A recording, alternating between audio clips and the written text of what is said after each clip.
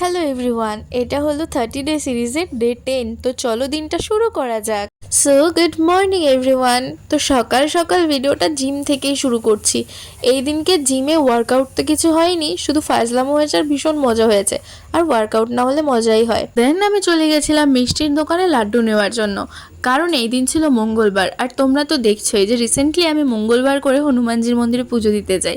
তো লাড্ডু আর ধূপকাঠি নিয়ে চলে গেছিলাম। তো মন্দিরে দেখলাম আমার আগে দুজন পুজো দিচ্ছিলেন, তো সেই জন্য আমি ওয়েট করে গেলাম। তাদের হয়ে যাওয়ার পরে আমি পুজো দিলাম।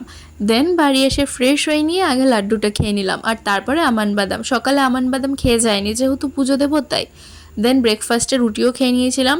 তারপরে অনেক কাজই করেছি, স্নান করে গেছিলাম পড়াতে। তো পড়ানোর থেকে এসে মা লাঞ্চে দিয়েছিল মাছের টক, ডালের বড়ার তরকারি আর কুমড়ো ভাজা।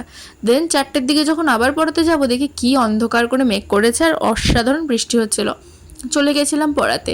ভাই এখানে কার্ড বানাচ্ছিল, কারণ ওই দিন ছিল মামির বার্থডে, আর আমাকে এখানে কেক টেকও খেতে দিয়েছিল, আর ভাইকে আমি এরকম করে সাজিয়েও দিয়েছিলাম। অ্যান্ড দেন অর্ণাকে পড়াতে গেছিলাম, ওখানে বৌদি দিয়েছিল কেক। মানে আজকে কেকের উপর দিয়ে আমার দিনটা যাচ্ছে। তারপর দেখো 9:30টায় বাড়ি ফিরলাম, ডিনার করলাম, আর এইভাবেই দিনটা শেষ করলাম।